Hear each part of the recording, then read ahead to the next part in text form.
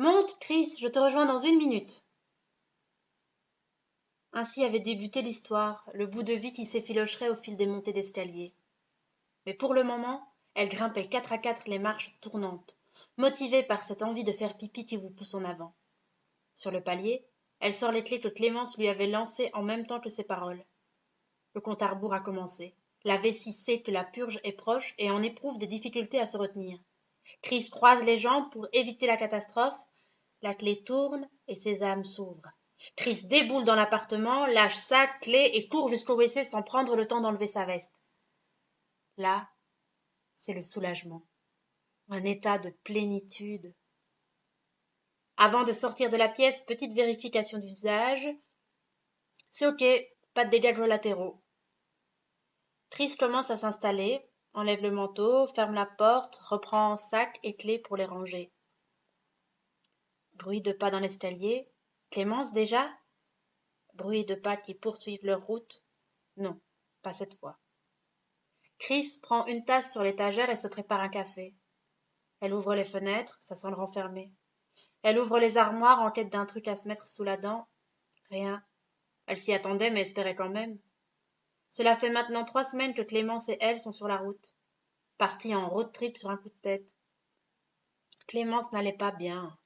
Elle avait un grand besoin de changer d'air et Chris était toujours partante. Alors elles ont pris la route vers ailleurs, roulé droit devant pendant des kilomètres. Le paysage qui défile et les musiques d'un vieux CD pour orchestrer le tout. Chris aimait l'incongruité amenée par l'aléa des pistes. C'était comme un nouveau point de vue sur la vie, ce shuffle musical. Elles n'ont pas beaucoup parlé pendant ce voyage. À vrai dire, elles n'en avaient pas besoin. Elles n'en ont jamais eu besoin. Le silence, un regard, un geste et tout est dit. Elles se connaissent depuis l'enfance. Elles ont presque tout vécu ensemble. La première cabane dans la forêt interdite, les premières fugues, le premier baiser, les premiers béguins, les ruptures, les chagrins, les nouveautés et les rengaines. Tout. Enfin, c'est ce que Chris pensait. Le café est fini et déjà bu.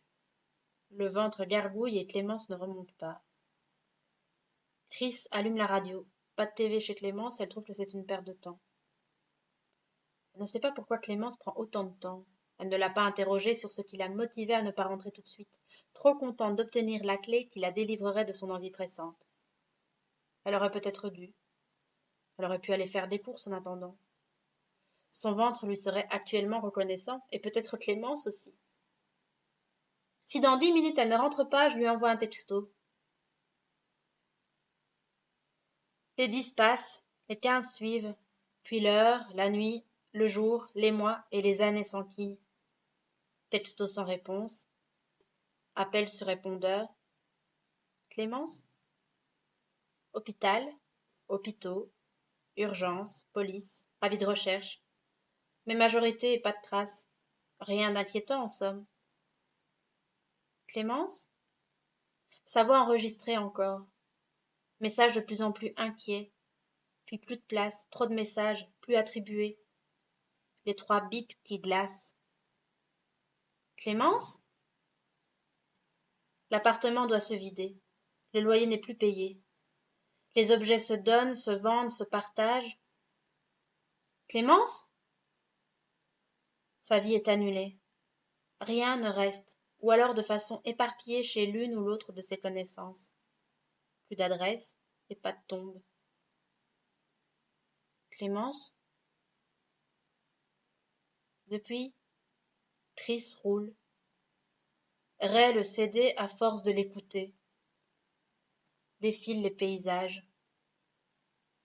Le temps s'étire depuis. Chris allonge la minute, ne veut plus regarder l'heure. Clémence?